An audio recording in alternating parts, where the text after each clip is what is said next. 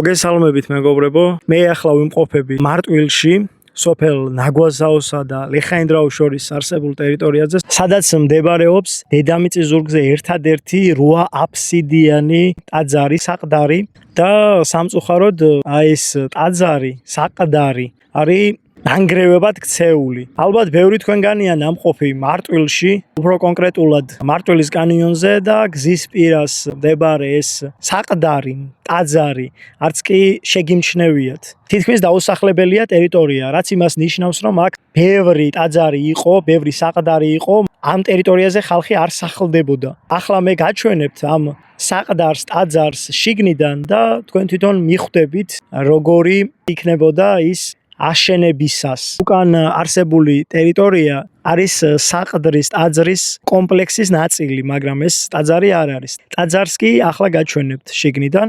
ეს არის თვითონ ტაძარი, საყდარი და ეს არის აფსიდები, ვინც არიცით.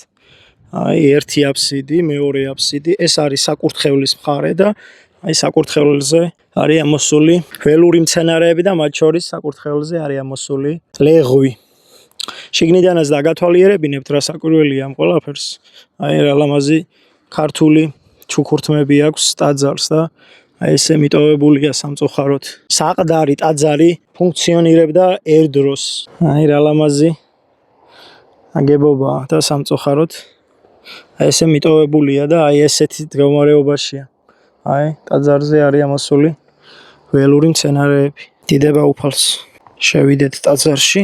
ეს არის საკურთხევლის მხარე და წარმომიდგენია ახლა ამ ტაძრის ფუძის ანგელოზი როგორი იქნება. ყველა ტაძარს ყავს თავისი ფუძის ანგელოზი და როცა ტაძარი გავერანდება, კარგავს თავის იერსახეს, კარგავს ფუნქციას.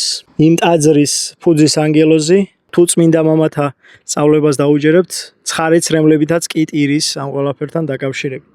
ეს არის 8 აფსიდიანი საყდარი ტაძარი. და აღსადგენიც არის. დაურთავ ვიდეოს აღწერაში ამ ტაძრის მდებარეობას და შეგიძლიათ თქვენ თვითონაც ნახოთ ეს ყველაფერი თუ რა მდგომარეობაშია სამწუხაროდ. მსგავს ვიდეოებს ვეცდები რომ ბევრი შემოგთავაზოთ. ამ ტაძრის მადლმა დაგლოცოთ თქვენი ოჯახები სრულიად საქართველოს და შეგვაძლებინოს რომ მსგავსი, ლამაზი, დიდებული ტაძრები აღვადგინოთ და დავაბრუნოთ ხალხში რწმენა და შესაბამისად ხალხში რწმენის დაბრუნებას მოყვება მადლის დაბრუნება ქვეყანაში და ქვეყნის გაძლიერება. ლოჯიხევის ამ ტაძრიდან რამდენიმე კილომეტრში ჩვენგან ჩრდილოეთით არის ცნობილი სოფელი მარტვილის აბედათი, სადაც ვიდეოში გიყვებოდით კიდევაც რომ მოხდა ბერძნებსა და ირანელებს შორის ომი და იქ მდებარეობს ცნობილი ონოგურისის ციხე, ვინც არ ახართ ნამყოფი, ძალიან ბევრი რამე დაგიკარგავთ და გამოგიტოვებიათ ცხოვრებაში, ამიტომ აუცილებლად ნახეთ აბედათის ციხე, ულამაზესი ადგილია და ულამაზესი ხედებიც არის და მინიმუმ ლამაზ ფოტოებს მაინც გადაიღებთ. ესეთი ბევრი ადგილი გვაქვს ჩვენს საქართველოში.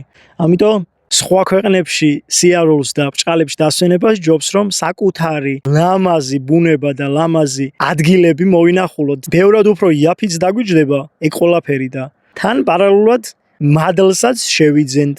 სადაც არის სიმართლე და სიკეთე, იქ არის უფალი და სადაც არის უფალი, იქ არის გამარჯვება. უფალმა გაგახაროთ და გაგაძლიეროთ. უფალმა კეთილ გზაზე გატაროთ მუდამ.